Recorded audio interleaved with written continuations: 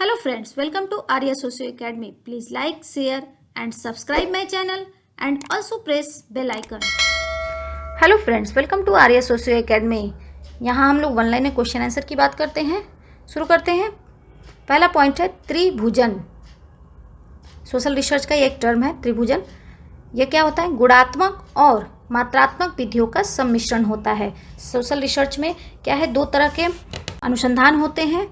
एक गुणात्मक होता है, एक परिमाणात्मक होता है, जिसके गुणों के आधार पे हम उसका अनुसंधान करते हैं, और एक जिसको हम देख सकते हैं, सुन सकते हैं, और अर्थात मात्रात्मक विधि का हम उपयोग करते हैं। तो त्रिभुजन के अंतर्गत क्या होता है? गुणात्मक और मात्रात्मक विधियों का सम्मिश्रण होता है। तो याद रखिएगा। नेक्स्ट पॉइंट, शक्ति के परिवर्तनशील जोड़ की संकल्पना। शक्ति के परिवर्तनशील जोड़ की संकल्पना, पहला पॉइंट यहाँ मिल जाता है कि ये किसने दी थी? या वेबर महोदय ने दी थी। दूसरा, इससे क्या होता है, इस संकल्पना का क्यों उन्होंने उपयोग किया, ये बताते हैं कि मूल्य सामंजस्य समाज के लिए अनिवार्य है। समाज में जो मूल्य है उसके साथ सामंजस्य समाज को करना चाहिए, और तभी समाज रह पाएगा, इसलिए मूल्य सामंजस्य समाज के लिए अनिवार्य है।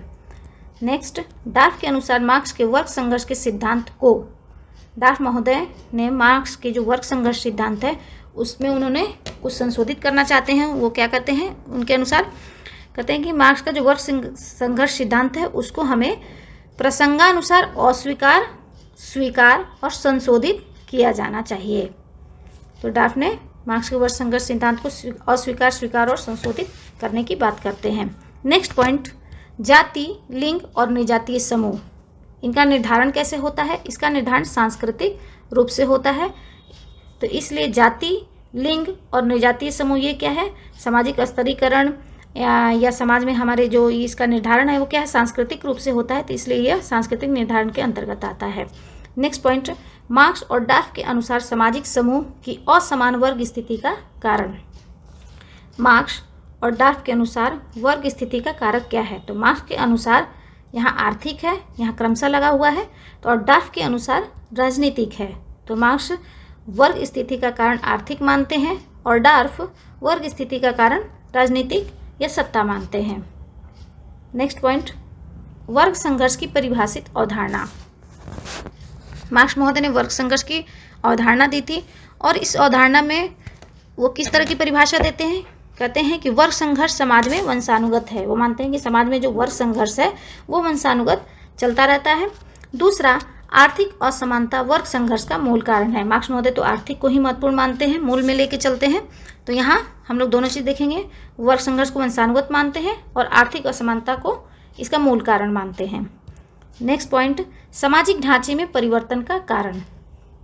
जो हमारे सामाजिक ढांचे अर्थात सामाजिक संरचना में जो परिवर्तन होता है उसका मूल कारण क्या होता है? औद्योगिकीकरण, आधुनिकीकरण और वैश्वीकरण। याद रखिएगा, सामाजिक संरचना में परिवर्तन का कारण इंडस्ट्रियलाइजेशन, ग्लोबलाइजेशन और मॉडर्नाइजेशन है। नेक्स्ट, फील्ड वर्क शुरू करने से पहले का कार्य। जब हम कोई भी अनुसंधान शुरू करते हैं तो हम डाटा लेने के लिए जब फील्ड वर्क का शुरू करते हैं तो फील्ड वर्क को करने से पहले हमें क्या करना चाहिए? हमें पायलट स्टडी करनी होती है, जिसे हम प्रायोगिक अध्ययन भी कहते हैं। नेक्स्ट, रेंडाल कोलिंस का विश्लेषण। रेंडाल कोलिंस ने जो विश्लेषण किया है, जो उन्होंने अवधारणाएं दी हैं वो किस तरह की हैं? तो वह सूक्ष्म स्तर से मध्य स्तर की हैं और सूक्ष्म स्तर में जाने की प्रक्रियाएं हैं। इनका विश्लेषण किस स्तर का है? सूक्ष्म स्तर का है, जो सूक्ष्म से मध्य की ओर जाता है, और सूक्ष्म में जाने की प्रक्रियाओं की वो बात करते हैं। नेक्स्ट पॉइंट, विज्ञान के समाजशास्त्र के अपने अध्ययन में किसने विज्ञान पर राजनीति के प्रभाव को सुव्यवस्थित रूप से लिया है?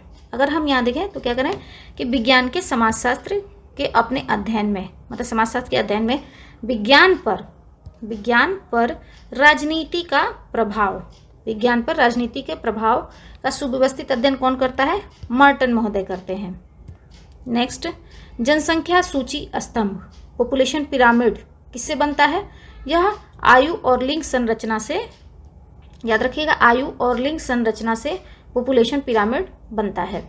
नेक्स्ट पॉइंट, ग्रामीण संरचना में विभाजन का कारण जड़, जोरू और जमीन है।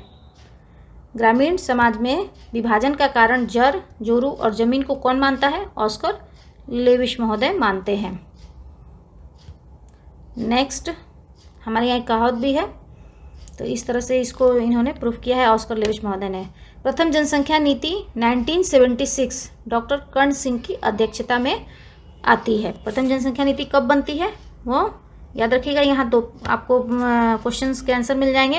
प्रथम जनसंख्या नीति कब आती है? 1976 में, और इसके अध्यक्ष कौन है? डॉक्टर कर्ण सिंह। इनकी अध्यक्षता में प्रथम जनसंख्या नीति बनी थी। नेक्स्ट, किसने मार्क्स के दार्शनिक कार्य और उनके परवर्ती वैज्ञानिक अवधारणाओं और ज्ञान मीमांसी अंतराल का पता लगाया?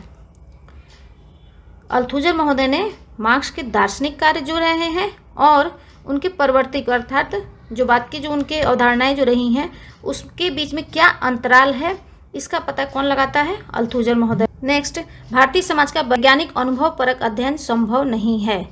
यह इंपॉर्टेंट क्वेश्चन है, कई बार एग्जामिनेशन में आया हुआ है।